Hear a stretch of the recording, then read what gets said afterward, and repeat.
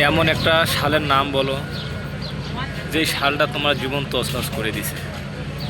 এমন একটা শালের নাম বলো যেই শালে তোমার প্রিয় মানুষের সঙ্গে তোমার প্রথম দেখা হয়েছে। এমন একটা শালের নাম বলো যেই শাল তোমাকে দেশছাড়া করছে। এমন একটা শালের নাম বলো যেই শালকে তুমি আজও বলতে পারো না। আমার জীবনের সবচেয়ে কষ্টের সাল হলো 2018, কারণ ওই সালে আমি বড্ড অসুস্থ ছিলাম। এত অসুস্থ ছিলাম যে রাস্তাঘাটে বাইরে যেতে পারিনি। একটা বছর আমি কষ্টে ছিলাম, তবু আল্লাহ দরবারে শুকরিয়া। তারপরে আমার সবচেয়ে বড় কষ্টের সাল হলো 2014।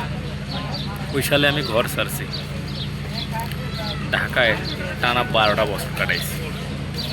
আর সবচেয়ে দুঃখের সাল হলো আমার 2026।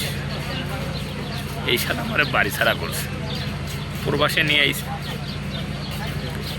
আমার বাম মায়ের কাছ থেকে শুধু আমাকে আলাদা করে নেই, আমার প্রিয় মাতৃভূমি বাংলাদেশ থেকে আমাকে বঞ্চিত করছে।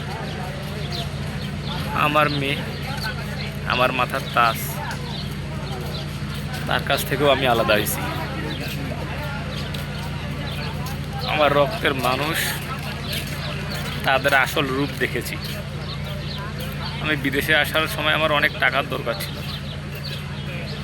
আপন কিছু মানুষের কাছে বলছিলাম, ইশারা ইঙ্গিতে তারা দেয় না, কিন্তু তারা এটা জানে না যে আমি টাকাগুলো মানুষের হাতে পায়ে ধরে হলেও ম্যানেজ করছি। আমি কোনো দিনও আমার পরিবারকে বুঝতে দিই নাই যে আমি কত কষ্ট করে টাকা ম্যানেজ করে বিদেশে এসেছি।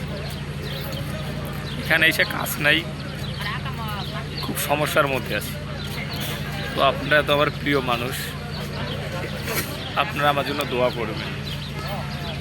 আর এখানে আমি এসে বড় অসুস্থ হয়েছি, এত অসুস্থ হয়েছি যে কাজ করার মতো শক্তি আমার আর নাই। আপনারা দোয়া করবেন আমি যেন শূন্য হাতে দেশে ফিরে না যাই। ভালো থাকবেন। আসসালামু আলাইকুম।